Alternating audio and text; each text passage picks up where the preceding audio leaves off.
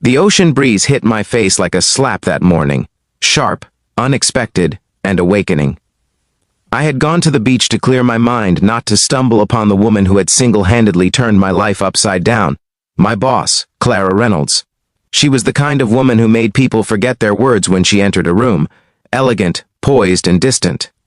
But seeing her that morning, barefoot in the sand, laughing as the waves kissed her toes, was something else entirely. For the first time, she didn't look like my boss. She looked human.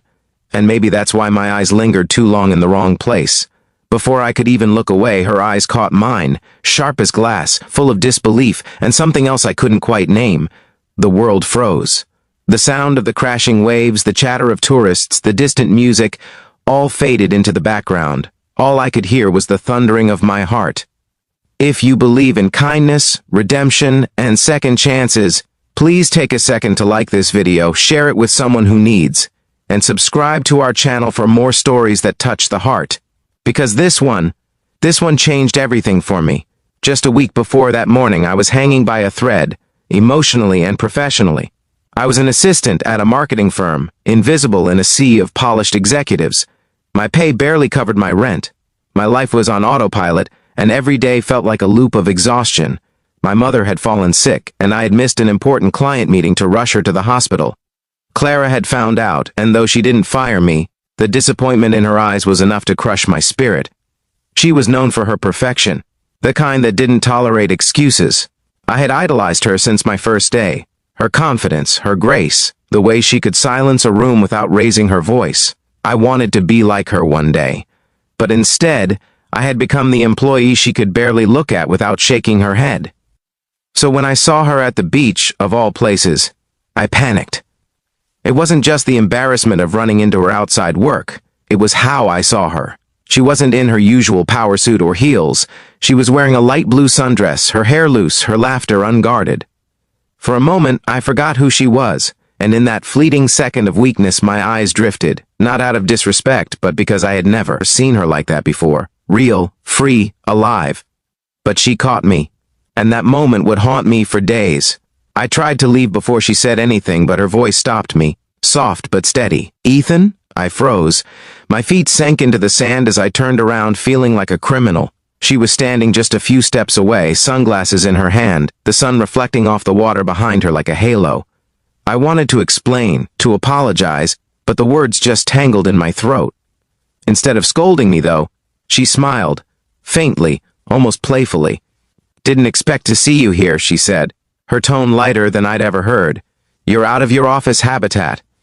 I managed a nervous laugh, scratching the back of my neck. "Yeah, I needed some air." She nodded. "Me too." Then she looked at the sea. "Sometimes the ocean's the only place that doesn't judge you." That line stayed with me long after she walked away. Over the next few days, things shifted. Clara started to see me differently at work. She'd ask for my input during meetings, something she'd never done before. She even stopped by my desk once, complimenting the campaign draft I'd been too afraid to show her weeks earlier. It was as if that beach encounter had somehow stripped away the walls between us. Walls I didn't even realize existed. Still, I couldn't shake the guilt of that morning. The memory of her catching me looking lingered like a stain I couldn't wash off. Every time she smiled at me, I wondered if she remembered. Every time our eyes met, I felt a flicker of shame. Then, one evening, she called me into her office. The blinds were half drawn, the city lights glowing faintly behind her. "Close the door, Ethan," she said softly. I obeyed, trying to steady my heartbeat. She gestured for me to sit. For a long moment she didn't speak. She just stared at the city skyline, lost in thought. Then she said something I didn't expect. "Do you know why I was at the beach that morning?" I shook my head.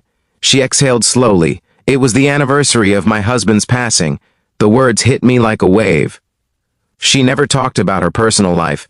None of us knew much, only that she wore no ring, and her eyes sometimes looked like they were hiding storms. "I go there every year," she continued. "It's the only place I can feel close to him.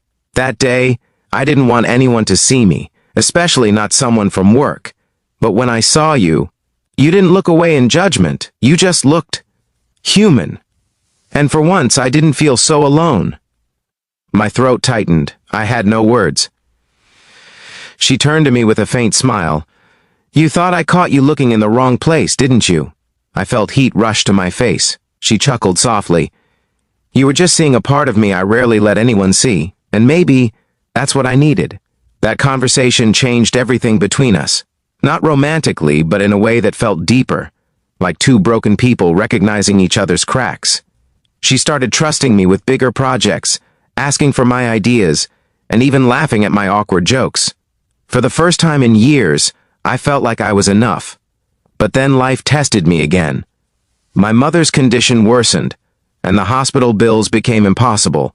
I tried to keep it together, juggling work and endless hospital visits, but one day I broke down, right in front of her office. Clara found me sitting on the stairwell, head in my hands. She didn't say a word, she just sat beside me. For a long time, we stayed like that, listening to the city hum below us. Then she placed an envelope in my hand. This isn't charity, she said gently. It's a loan. Pay me back when you can. But for now, go be with your mother. I tried to refuse, but her eyes said don't. For the next month, she covered my responsibilities at work herself. She told the board she'd given me a special assignment out of town, protecting my reputation, my dignity, and my job. That kind of compassion, I'd never known it before. My mother eventually recovered, and when I returned, Clara called me into her office again. But this time it wasn't the boss-employee atmosphere I was used to. She had coffee ready for both of us. You've got potential, Ethan, she said, smiling. Not just as an assistant, as a leader. That afternoon she promoted me to junior marketing executive, something I'd dreamed about since I started. Months passed and our bond grew stronger. People whispered, of course, office gossip always finds a way, but there was never anything unprofessional between us. What there was, though, was respect, and a quiet understanding that sometimes the people we least expect can change our lives in the gentlest ways. One evening, we both ended up working late. The office was quiet, the city lights glowing against the glass walls. She looked at me and said softly, You know, I went back to that beach last weekend. I smiled. Yeah? She nodded.